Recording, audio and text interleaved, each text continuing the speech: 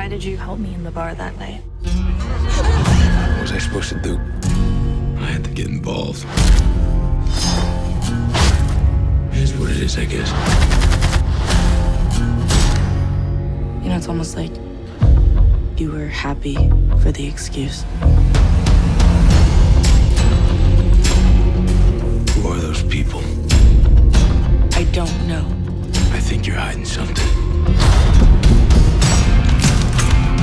They killed everybody that I've ever cared about. How do you think that feels? Trust me, I know. A friend of mine betrayed me.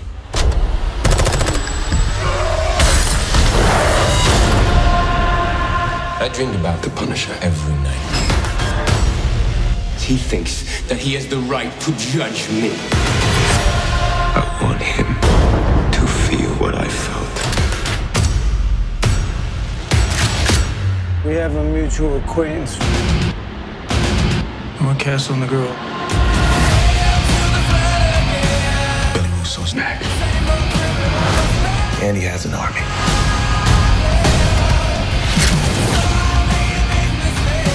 Frank, people are gonna die. I'm gonna end it. What if Billy kills you? I'm not the one who dies, kid. I'm the one who does the killing.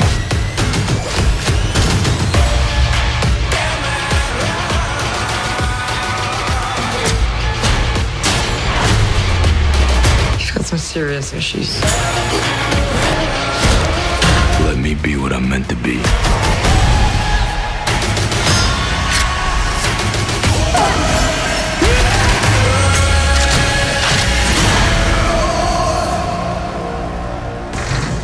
Go get something to eat. I'll need some money.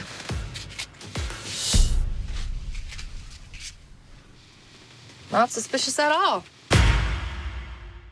Hey everybody, it's Charlie. We got new Punisher Season 2 footage to break down. It gives you a pretty good sense for the arc of the season, what the big conflicts are going to be. And if you haven't spotted any of the marketing that they've been laying down or the teasers, they are really hyping up comic book Jigsaw versus comic book Punisher. So there's a lot of Punisher Warzone Easter eggs in here that you may remember if you're a big Punisher comic book fan. But we'll do a new round of that IMAX ticket giveaway. All you have to do to enter is be a subscriber and leave your favorite moment from the trailer on the video. They haven't said how many episodes there are going to be, so I'm assuming there's going to be 13, but it's premiering next week, so just a big reminder about that. For those of you asking where this takes place in the timeline, the producers confirmed that it does take place after the snap in Avengers Infinity War, but before the events of Avengers Endgame. The only Marvel TV series that I know of that will take place after Avengers Endgame is going to be Agents of S.H.I.E.L.D. Season 6 later this summer. They did say, though, that they're not going to talk about any of the things that happened during the snap. The show will not address that, but it did happen. So you just have to imagine that Frank Castle was traveling around the United States while everybody had been snapped away. So I think it's pretty easy to assume that he was not snapped and was just off by himself, not around a lot of people. Otherwise, he'd probably be freaking out too, like, what the hell? People are disappearing into ash all over the place. It would be funny to see Punisher share an actual scene with Thanos. If you didn't read the recent Thanos comic book, it's set many millions of years in the future of the universe after pretty much everything has died. Thanos is one of the last living beings. He lives inside the skull of Galactus, and his herald, so to speak, bit of an Easter egg for Silver Surfer, is actually the Punisher who has been turned into the new Ghost Rider. So this is the Frank Castle Punisher Ghost Rider that's living with him. Really cool story, but obviously doesn't have anything to do with Punisher Season 2. But Punisher has shared scenes with Thanos before. Love the way they open the trailer with some classic Patrick Swayze Roadhouse. Like, Punisher's been traveling across the United States trying to not be violent. I think I said it in previous videos, but the way the producers explain it is that he's trying to get a look at the United States, like just travel around to all these different places that he spent a lot of time defending, being in the military, fighting in wars, but he's never actually taken the time to see some of these like really cool landmarks and places. So he's actually trying to enjoy himself, taking a little break from being the Punisher. But Amy Bendix here, the character that he's rescuing in the bar, is sort of his call to action. Like, what am I going to do? Not get involved? So if you didn't know, Amy Bendix is a comic book character. She debuted in Punisher Warzone number 24 in 1994 and is essentially kind of the same basic character. Relatively defenseless young girl that Punisher helps save, but she only appeared in 4 issues, so she's not like a really big comic book character or anything like that. So just assume that the Punisher TV show is doing their own thing with her. She's the lovable scamp that he takes under her wing, because it sounds like they don't really tell you in the trailer that she's running from a group of people that are either led by the John Pilgrim villain character. He's one of the main villains of season 2,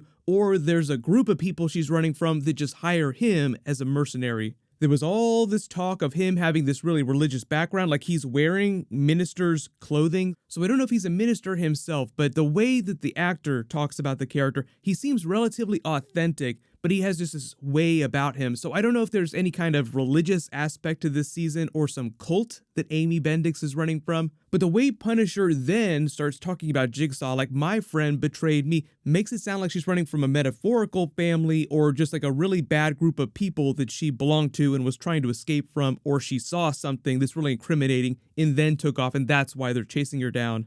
Love the fight choreography that we see. Obviously, that's a big part of the series. Like, there are a couple reasons why you watch the Punisher character. He's really compelling on the page as a comic book character. Jon Bernthal is fantastic in his performance, but also the amazing fight choreography and the intricate use of really hardcore weapons. They're like more hardcore, bloody, born fights. Like, so he improvises a lot of situations here, like when he gets laid out by Jigsaw's little band here, then gets up off the ground and takes them all down. This actress that they have here is actually from 13 Reasons Why. I've never seen any of her other stuff, so we'll just see what she feels like when she's with Jon Bernthal. For the most part, all the people that survived season 1 are coming back, and obviously there are a couple new characters like Amy Bendix, the John Pilgrim character, and even though we don't get a lot of scenes with her in the trailer, Floriana Lima from the Supergirl TV show is actually playing the therapist that's helping Jigsaw put the puzzle pieces of his memory back together when he finally remembers who Frank Castle is and why he wants to take him down so bad. They do this really cool transition in the trailer where Amy Bendix is telling him about the people she's trying to get away from, and he says, you know, my friend betrayed me, and then they move to the Jigsaw part of the trailer. They show you that scene from their final fight at the end of season 1. Then they start the Jigsaw voiceover, and if you notice, Ben Barnes' accent has changed. It's way thicker than it was in season 1. He said that that's because of the trauma that he experienced. So that's his natural accent when he grew up. But because, you know, he was kind of a pretty boy, he was trying to put on a lot of airs and be more high class. He sort of got rid of that as he grew up and became part of the military. So as he actually becomes the actual Jigsaw comic book character, he sort of strips away a lot of that veneer that was on top that you saw during season 1.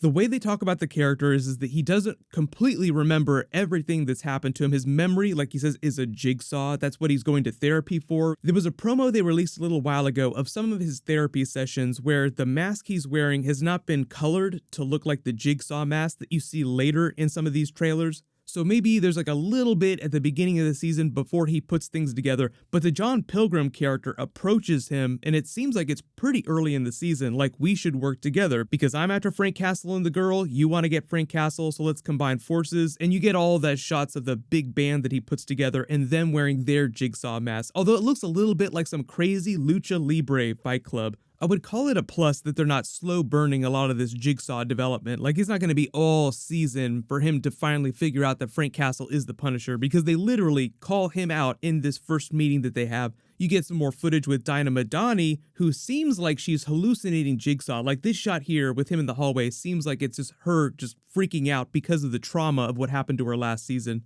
She stopped pursuing Punisher because he wasn't the real villain, even though technically he was doing a lot of illegal stuff. Worked with him to take down Jigsaw, and it seems like they start out on that foot at the beginning of season 2 whenever he comes back to New York City. Because even though it seems like she's kind of going crazy, I think she's going to be relatively stable in that she'll still be a Homeland Security agent, but she'll be working with Punisher on the DL in a more official capacity than she was during season 1. So we don't know a whole lot about what happens with Jigsaw, like how he goes from being under armed guard, like you see him in the Jigsaw mask with these police people guarding his hospital bed, to him out on the streets underground putting this small army of thugs together. So early prediction, a lot of this footage is from the first couple of episodes, but this shot of him with a giant automatic weapon in broad daylight in New York City, just firing on all these cop cars, that actually seems like it's from later in the season. I don't know what kind of weapon this is, but like you see Punisher put the Punisher vest on, like you need to let me be who I'm supposed to be. That's him fully embracing the comic book Punisher persona and then going after him in broad daylight because he's not wearing any kind of mask. Like he's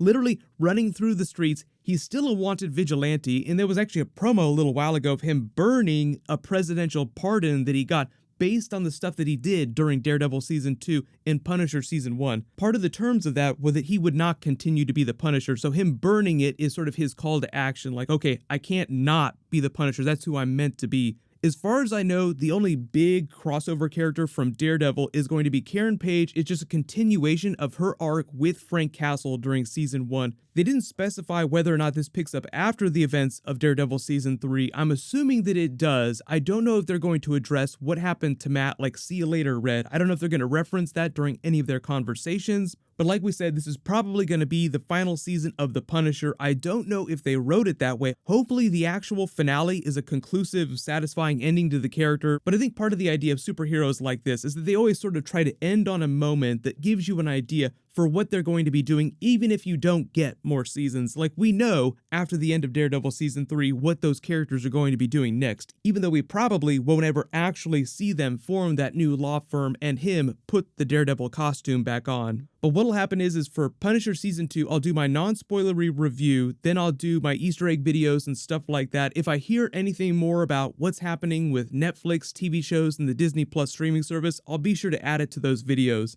But let me know in the comments what you guys are most hyped up about, and I will be working on more Marvel videos today. There's a whole bunch of stuff that just happened, so I'll try to get through it as fast as possible. Avengers Endgame, more Captain Marvel stuff. There's even more Game of Thrones stuff happening too. So while you wait for everything, click here to rewatch that last really big Captain Marvel trailer, and click here for my new Avengers Endgame video. Listen to Kevin Feige talk about some really cool new details. Thank you so much for watching. Everybody stay awesome. I'll see you guys tonight.